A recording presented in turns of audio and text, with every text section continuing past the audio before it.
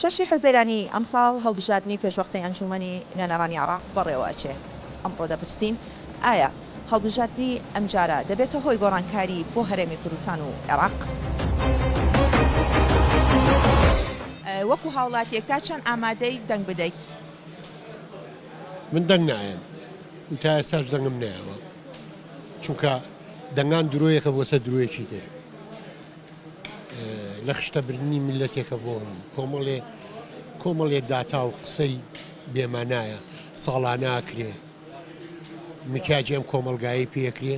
وەڵاهی ئامادەم من دەنگ بەمانام داواکارین هەموو لایەنەکان یەک ڕیز و تەبایی بن بۆ ئەوەی کەوا بتوانین ئەم کۆمەڵەمان ئیسیفادە لە دەنگدانەکە بکەین بۆی بتوانین ئەوان هەنگاوێک بنێن بۆ پێشوەخت وڵاتەکەمان بەرەو پێش و بڕوا و لە نەهامەتی ڕزگارمان ببێ.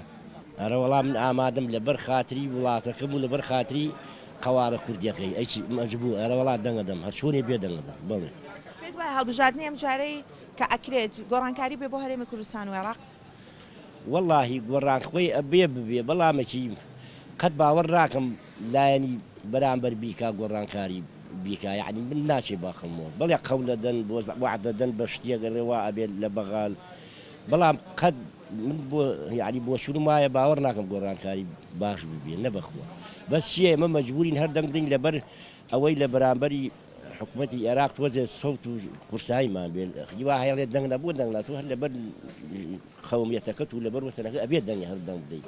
وەڵی دەنگدان ڕاست نییە لای من، هەمووی بەس بۆ حیزبایەتی و بۆ خۆ قەڵەوکردنە هیچی تریتی ئابەسەر نیە، هەمووی بە تەزویرەکرێت چی دەنگێک بووە ڕاست بووە دوای ئەوەی کە ئەڕاتە پەرلەمانەوە نوێنەری حیزبە نوێنەری ملت نییە، هیچیان بۆ ملت نایکەن فەرمو ئەو هەموو شەڕاکرێ بۆچی هە بۆ پارە فەرمو مەسئولێکێ بێ سیارەیەکێ بێ لە 10 دەفتەر و 8 دەفتەر و 9 دەفتەر کەمتر بێ ئەی فەقیرێکی وەکو من ئەوە 8 مانگە تەقاعد بوومە هێشتا ڕاتبەکەم بۆ نهاتەوە.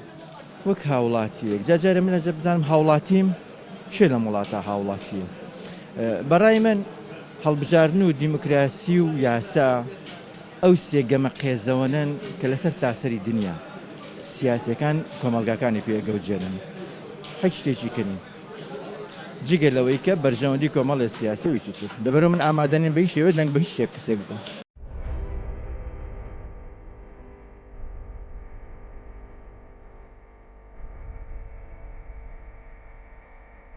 کورد دەڵێ کاسەی پڕاشتی ماڵە، کاسەکەی وڵاتەیەکی تیا نییە، هەچی کێشەیە لەسەر ئاساسی ئابووریە، ئەوانە بێ گۆڕانکاری لە ئابووریا بکەن.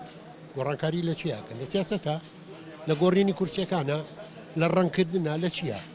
طبعاً حتمەنەوە ئەو شتێکی علەنیە ئەگەر ئەمجارە ئەگەر هەڵبژاردن کرێ لە هەردوو لا گۆڕانکاریە بێ چ لە بەغاو چ لە کوردستانیش هیچ شێوەیەک ناگۆڕێ هەتا ئەم سوڵتانە لەسەر حکم بن هیچ ناگۆڕێ، چونکە هەمویان زەرەری خۆیانە لە مەسلحەتی خۆیانەدا هەر گۆڕانکاریە بکرێت پێویست بە قسە ناکات، چونکە قسە کە بکرێت شوێنی خۆی بگرێ، ئەگەر بلۆکێ لە شوێنەکەی خۆی دانێ هیچ قیمەتێکی نییە وەک ئەوە بەردێک کە فڕەدرابێ کە بلۆکێکە کڕی لە شوێنێکە دانی دیوارێکت بۆ دروستەکە. ئێمە ئەوەمان بۆ ناکرێت چونکەم کەس لە مەسلحەتی خۆی نادا. بە تاکید هەموو هەڵبژاردنە گۆڕانکاری دروستەکە لە هەموو شوێنێکی دنیا لێرەش ئەو گۆڕانکاری هەر دروستە بێ بێگومان کۆمەڵە لە بەرژەوەندی خوازان لە بەرژەوەندیانە درێ و کۆمەڵێک کە بەرژەوەندیان بۆ دروستە بێ.